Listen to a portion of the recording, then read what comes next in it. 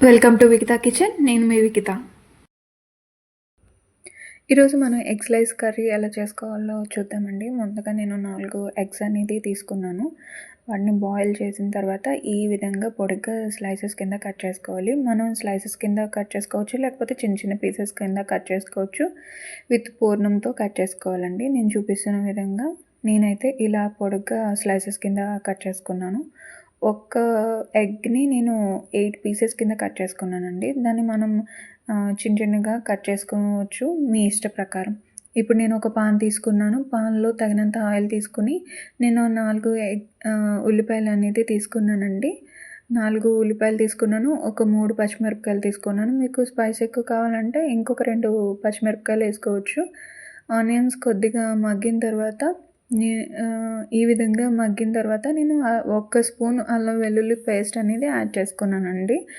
మనం మిరపకాయలు తీసుకునే దాన్ని బట్టి మనం అల్లం వెల్లుల్లి పేస్ట్ అనేది తీసుకుందాం. ఈ విధంగా మనం ఆనియన్స్ ప్లస్ అల్లం వెల్లుల్లి పేస్ట్ మగ్గే వరకు ఫ్రై చేసుకుందాం అండి. చూపిస్తున్న విధంగా ఈ విధంగా ఫ్రై అయిన తర్వాత నేను ఒక టమాటా తీసుకున్నానండి.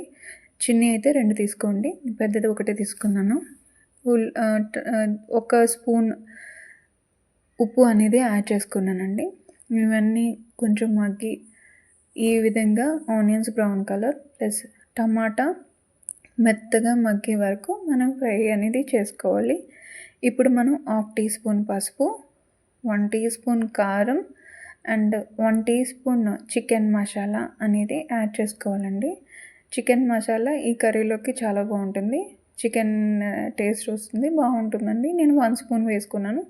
ఈ విధంగా స్పైసెస్ అంతా కలిసేటట్టు కలుపుకోవాలి. ఇవి బ్రౌన్ కలర్ వచ్చే వరకు ఫ్రై చేసుకున్నాం కదండి. ఇప్పుడు దీంట్లో ఈ మసాలాలు యాడ్ చేసుకున్నాం కదా, ఇవి మసాలాలు మాడిపోకుండా నేను జస్ట్ ఒక 5-6 స్పూన్స్ ఆఫ్ వాటర్ వేసుకున్నాను. ఎందుకంటే మసాలాలు మాడకుండా వేసుకున్నాను అనమాట.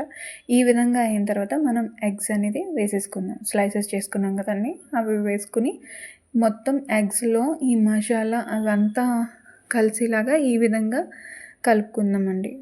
మొత్తం ఎగ్ అంతా ఈ మసాలా పట్టించిన తర్వాత మనం వాటర్ యాడ్ చేసుకొని ఒక 10 మినిట్స్ కుక్ చేసుకుంటే ఎగ్ కర్రీ అనేది రెడీ అయిపోతుంది.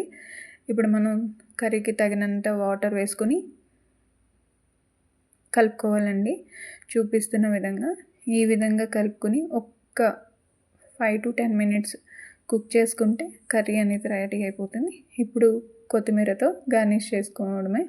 ఇంతేనండి, చాలా సింపుల్గా స్లైసెస్ ఎగ్ కర్రీ రెడీ.